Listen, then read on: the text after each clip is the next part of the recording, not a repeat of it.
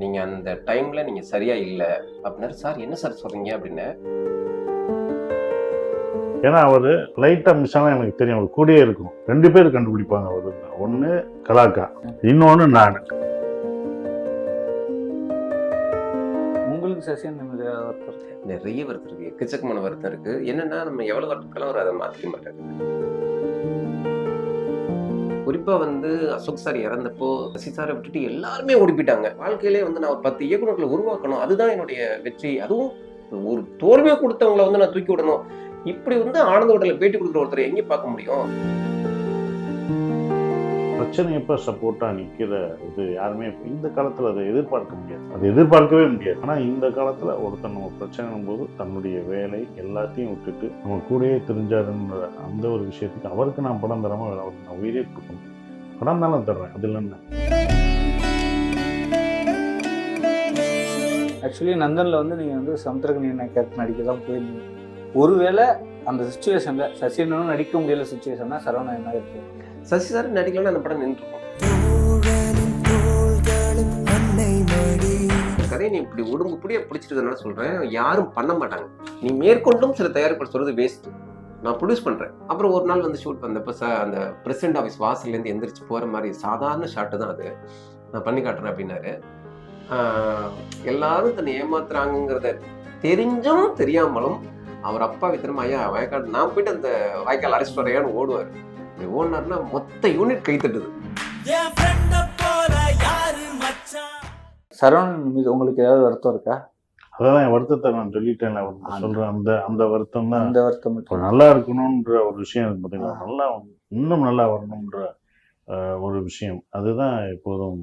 அதை தாண்டி வேற எதுவுமே இருக்காது. அதுதானே முக்கியமான விஷயம். அப்போ நம்ம நல்லா இருக்கா அப்படின்னா சார் வந்து இருந்திருக்கும், சொல்ல மாட்டாரு. எல்லாருமே வாழ்க்கையில ஒரு இடர்ல சம்பாதிக்கிற காலகட்டம் தான். அந்த மாதிரி இருக்கிறப்போ நம்ம வந்து ஒரு ஸ்டெடி மைண்ட்ல இருக்க மாட்டோம். நம்மளை மீறி ஒரு தப்பு பண்ணிக்கிட்டே இருப்போம். ஒரு சந்திப்புல அதை கண்டுபிடிச்சாரு சார். அதை வந்து அவர் என்கிட்ட ரொம்ப காலம் கடந்து சொன்னார். நான் சரியானதுக்கு அப்புறம் சொன்னாரு, நீங்க அந்த டைம்ல நீங்க சரியா இல்லை அப்படின்னாரு. சார் என்ன சார் சொல்றீங்க அப்படின்னு.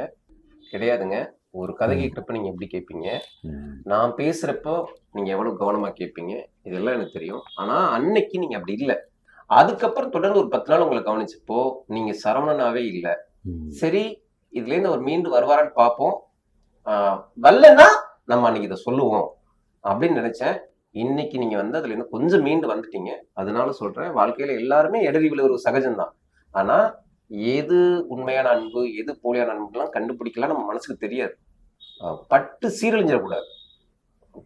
ஒரு சின்ன பிரச்சனை போய் நம்ம எச்சரிக்கை ஆயிடணும், வெளியில வந்துடணும் அப்படின்னு அவர் சொன்ன. இதை அவர் அன்னைக்கே சொல்லி தொலைச்சிக்கலாமே, எதுக்கு நம்ம இவ்வளவு காலகட்டம் சொல்றாரு அப்படின்னு. அப்போ வந்து அவர் நம்ம பண்றது தப்புன்னு தெரியும், அதை சுட்டி காட்டுறதுக்கு ஒரு தயக்கமும் காலகட்டமும் எடுத்துப்பாரு.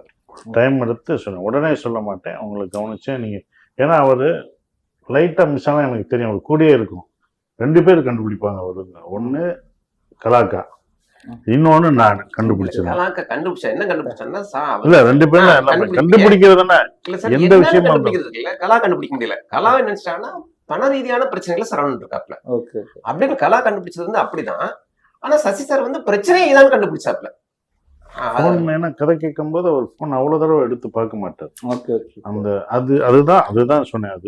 அதை வந்து நான் சுட்டி காமிச்சேன். இல்லை, நீங்க உங்க வேலையை விட்டு அப்படி எந்த டிஸ்ட்ராக்ஷனும் எந்த பிரச்சனைகளாக இருந்தாலும் நீங்க அதை சமாளிச்சு, ஏன்னா எங்களுக்கே பிரச்சனை வந்து அவர் தான் வெளியில் எடுத்து விடுவார் இப்படின்ற ஒரு விஷயம். ஆனா உங்களுக்கு அந்த பிரச்சனைனா அதுல இருந்து வந்துருங்க. ஏன்னா நீங்க அத்தனை தடவை பார்க்க மாட்டேங்கிற ஒரு விஷயம், அது நான் வருத்தப்பட்டு சொன்னது வந்து அது மாத்திக்கிட்டார் அவர். இல்லை, வேலையில கான்சன்ட்ரேட் பண்றேன், இனிமேல் நான் வேலையில இது பண்ணணுன்றது அது சொல்லக்கூடாதுன்னு தான், வேற ஒன்றும் அவரே சொல்லிக்கிட்டாரு. அதனாலதான் நான் ஒன்றும் இல்லைன்றத சமாளிப்போம். அது தாமதமா சொல்லிங்க, பிஆர் சொல்லி 4 வருஷம் சொன்ன மாதிரி. இல்ல, இந்த தாமதம் எதுக்குன்னா நம்ம அவங்களை அனலைஸ் பண்ணி கன்ஃபார்ம் பண்ணிட்டு அதுக்கப்புறம் தான் நம்ம சொல்ல முடியும். உடனே சொல்ல முடியாது. உடனே சொன்னாலும் அது இல்லை, நம்ம இதுன்றோம், அவங்களுக்கு பிரச்சனை இதான் தெரிஞ்சுக்கிட்டு தான் சொல்ல முடியும். அப்படிதான் பார்த்தது. உங்களுக்கு சசியன் வருத்தம் இருக்கு? நிறைய வருத்தம் இருக்கு, எக்கச்சக்கமான வருத்தம் இருக்கு. என்னன்னா நம்ம எவ்வளவு வருத்தப்பட்டாலும் அவர் அதை மாற்றிக்க மாட்டாரு. இந்த படம் பண்ணாதீங்க சார்னு சில படம் சொல்லியிருக்கேன். ஏன்னா படத்தின் மதல்ல நேற்று உங்கள்கிட்ட அவங்க வரல, இன்னைக்கு நீங்கள் ஜெயிச்சதுக்கப்புறம் வர்றாங்க, சொல்லி அனுப்பிடுங்க அப்படின்னு. இன்னொன்று, அவங்க சில கட்டத்திலலாம் உங்கள்கிட்ட நின்றுக்கணும், உங்ககிட்ட நிற்கலை, இன்னைக்கு உங்கள்கிட்ட வந்து நிற்கிறாங்க. எப்படி சார் பேசுகிறீங்க சார்? பேசாமல் நாங்களாம் ஒதுங்கி ஓரமாக ஓடிடுறோம் அப்படின்னு. ஆனாலும் இப்போ நம்ம சொன்னது வந்து ஒரு இன்பத்தோடு கேட்டுப்பாரே தவிர அந்த நண்பர்களுக்கு அதே மரியாதை அப்படியே இருக்கும். குறிப்பாக வந்து அசோக் சார் இறந்தப்போ சசி சாரை விட்டுட்டு எல்லாருமே ஓடி போயிட்டாங்க. அந்த வருத்தம் வந்து சசி சாரை சுற்றி இருக்கிறவங்களுக்கு எனக்கும் நிறைய இருந்துச்சு.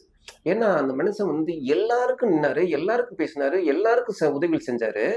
ஆனா அவருக்கு ஒரு இடர் வர்றப்ப ஏன் பண்ணீங்களா நின்றுக்கணும்லப்பா. அவர் வாழ்க்கையிலே வந்து நான் ஒரு 10 இயக்குநர்களை உருவாக்கணும், அதுதான் என்னுடைய வெற்றி. அதுவும் ஒரு தோல்வியை கொடுத்தவங்களை வந்து நான் தூக்கி விடணும்.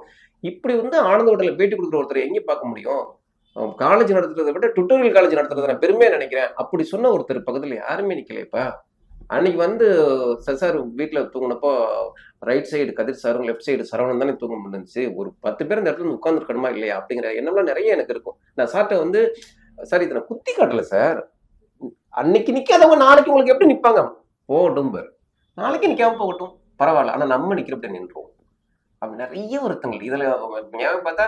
இது சமீபத்தில் ஒருத்தர் சந்திச்சாரு, எனக்கு செம்ம கோவம் வந்துச்சு. எதுக்கு சார் சந்திச்சீங்க? விட்டுருங்க சார்.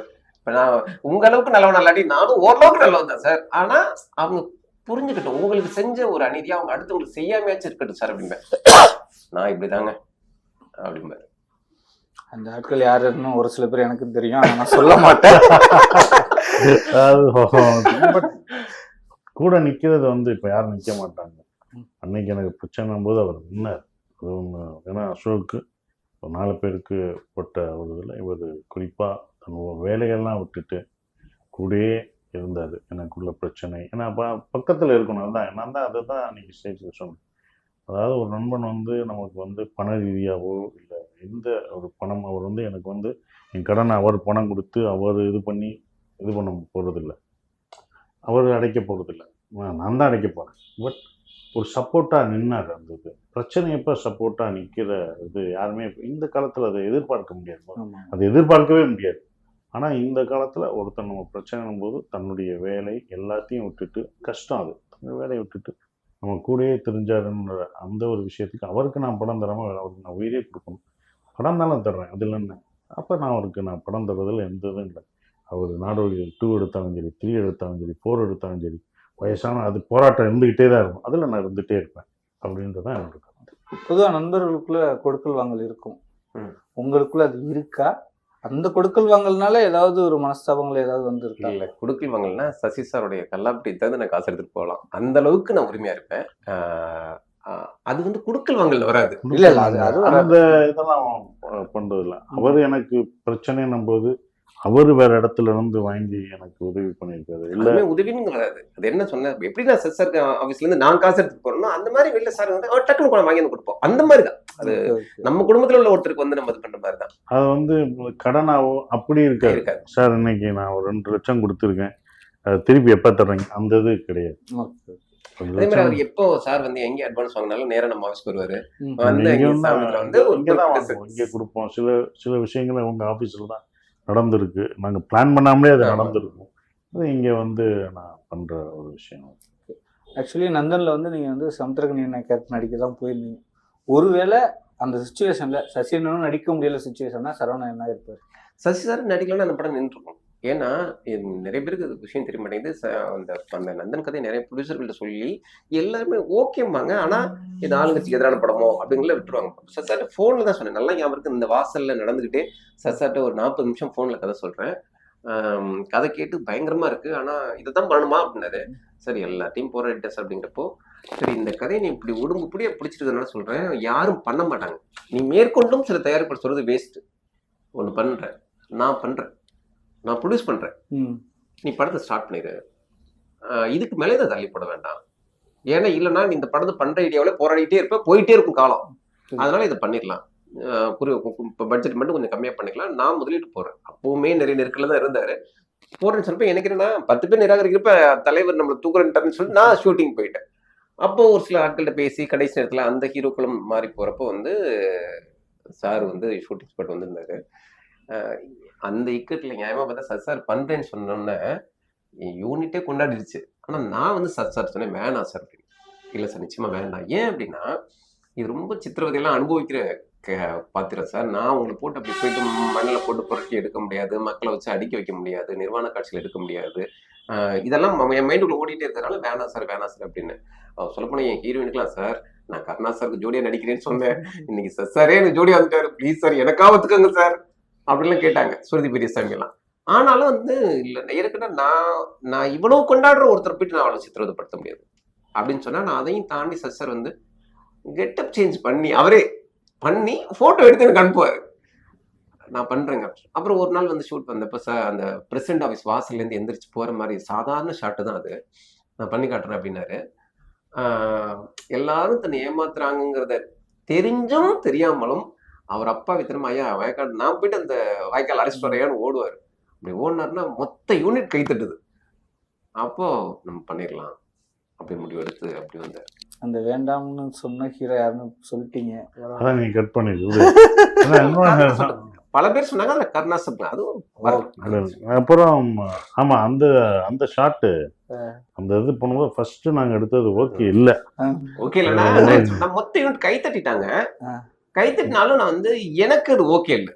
என்ன ஆயிடுச்சுன்னா நான் வந்து நின்னா எனக்கு வணக்கம் அந்த ஊர் மக்களை மாத்துறதுக்கு சார் வணக்கம் சார் பைக்ல ஒருத்தர் அவரு தான் உங்களுக்கு வணக்கம் சொல்லணும், நீங்க என்ன அவருக்கு வணக்கம் சொல்றீங்க, எல்லாம் அந்த கிராமத்து மக்கள் தான் திட்டுறாரு, நீங்க அவர் தான் உங்களுக்கு சொல்லணும், நீங்க என்ன அவங்களுக்கு அண்ணா வணக்கம் சொல்ல பைக்லயே ஒருத்தர் வந்தவர் எல்லாமே ஓகேன்ட்டாங்க. பைக்ல அங்க வரும்போது 2 பேரும் வந்து வணக்கம் சார் நான் இது பண்ணேன் சார் நான் தான் சார் பிடிக்கணும். அப்புறம் அவங்களுக்கு விலக்கி அவங்க மனசுல இருந்து நான் சசிகுமார்ன்றதை மாற்றணும் அப்படின்றது அப்பதான் நான் மாற முடியும். நீங்க எதிர்த்தாப்புல இருக்க வந்து நீங்க மாறினா தான் நான் மாற முடியும். என்னவா என்ன பாக்குறீங்கன்ற ஒரு விஷயம், நீங்க என்னவா பார்த்தீங்கன்னா அந்த கேரக்டரை பார்த்தா தான் நான் வந்து அதை மாற்ற முடியும். அப்புறம் மறுநாள் தான் எடுத்தோம். அப்பயும் என்ன ஆயிடுச்சுன்னா எல்லாமே ஓகே சார் எல்லாமே ஓகே, நடம் மட்டும் மாறல என்ன போகும்போது அந்த நடம் மாறிடுச்சு எல்லாமே ஓகே. அந்த நடப்போம் சசி சார் நினைவுபடுத்துதுன்னாரு. அப்புறம் தான் நாங்கள் பிடிச்சோம் அந்த பக்கம் அந்த லுங்கியை எப்படி பிடிச்சி ஒரு நட பண்ணேன் இது ஓகே அப்படின்னு. அப்புறம் அதான் படம் ஃபுல்லா நியாயமா சசார் அந்த கேரக்டர் பண்றது எனக்கு மட்டும் நிறைய பேருக்குமே வந்து பிடிக்கல. ஏன்னா சசார் மேல உள்ள பாசம் இவரை திட்டிட்டு போனாங்க. குறிப்பா வந்து சசார் அப்படி ரொம்ப அழுக்கு ட்ரெஸ்ல மாற்றி வச்சது ஊர்க்காரங்களே கோவமாக்கிடுச்சு. சைக்கோ டேரக்டர் இருப்பான் போல இருக்கு. அப்புறம் ஒருத்தர் ஏன் எல்லாம் இந்த பாலா சாரை பார்த்து இந்த டேரக்டர் எல்லாம் வந்து இப்படி பண்றாங்க அப்படின்னு. நியாயமா பார்த்தா சசார் வந்து அந்த பிரசிடண்ட் இப்படி வர்றப்போ வெத்தலை போட்டு இந்த எச்சி இப்படி துப்பணும், அப்படி துப்புறத இருக்கட்டும், இந்த இதுல வலிகிற மாதிரிலாம் வரல. அப்ப இவங்க மேக்கப் மேன் அப்போ ஒருத்தர் இருந்தாரு, அவரு சார் ரொம்ப அநியாயம் பண்றீங்க சார், ரவுடி மாதிரி சசாரை மாத்தி வச்சிருக்கீங்க நீங்க. இது எல்லாமே சசார் மேல உள்ள பாசம் தான். ஆமா அந்த அளவுக்கு தான். ஆனா சசார் வந்து இந்த கேரக்டர் தான் பண்ணணும். ஏன்னா ஒரிஜினல் பிரசிடண்ட்களே சசார் பார்த்துட்டாரு, நிறைய அந்த பிரசிடண்ட்களோடவே பழகினாரு. அப்போ இவங்களை மாதிரி நம்ம மாறணும் அப்படிங்கிறதுல மிக தெளிவா இருந்தாரு. அதை தாண்டி படம் வந்து இன்னைக்கு வந்து இந்த கிளைமேக்ஸ் வந்து இவ்வளவு பேசப்படுதுங்கிறாங்கல்ல, உண்மையை சொல்ல அந்த கிளைமேக்ஸ் நான் எடுக்கவே இல்லை. நான் எடுக்கவும் இல்லை, நான் எடுக்க ஒத்துக்கவும் இல்லை. நான் வந்து இப்பேற்பட்ட ஒரு பஞ்சாயத்து தலைவர் ஆகியுமே அவருக்கு அந்த மரியாதை கிடைக்கிறங்கிறப்ப அவர் இறங்கி போவாரு, மேல உள்ள எல்லாம் திட்டிக்கிட்டே இருப்பாங்க, இவரு அந்த கேமரா மிதிச்சுட்டு அவருடைய செருப்பு வந்து மிதிக்கும், அதோட படம் முடிஞ்சிடும். செருப்புல ஆரம்பிச்சு செருப்புல முடியும் அப்படின்னு சொல்லி நான் முடிச்சிட்டேன். இல்லைங்க, ஒரு நம்பிக்கையை கொடுக்கணும். ஒரு படம்ங்கிறது இப்படிலாம் நடக்குதாங்கிறத காட்டுறது மட்டும் கிடையாதுங்க, ஒரு நம்பிக்கையை கொடுக்கணும். நம்பிக்கையை கொடுக்காத படைப்பே இல்லை அப்படின்னு சண்டை போடுவார் சார். இல்லை சார் நான் பண்ண மாட்டேன், நான் வந்து ஒரு பத்திரிகையாளர் மனநிலையிலிருந்து அந்த படத்தை எடுத்திருக்கேன், என்ன நடந்திருக்கோ அதை காட்டுறேன் அப்படின்னு. இல்லைங்க அது கிடையாது. ரொம்ப சென்னை ஃபிலிம் ஃபெஸ்டிவல்ல வந்து அவ்வளவு பேர் சேர்ந்து நின்று சார் அந்த கிளைமேக்ஸ் அப்படின்னாங்க பாருங்க, அப்ப நான் காரணம் கிடையாது, அவர் தான் காரணம். சொல்ல போனா அந்த ஒரு நாள் என் பட்ஜெட்டை நான் தரேன்டா, தயவு பண்ணி அப்படி எடுத்துருங்க அப்படின்னாரு. அப்படி வச்சு எடுத்தோம் கிளைமேக்ஸ். 10 நாள் அந்த படம்லாம் முடிச்சு 10 நாள் முடிச்சாச்சு. படம் முடிச்சு ரிலீஸுக்கு சென்சாருக்கு அனுப்ப போற சூழல்.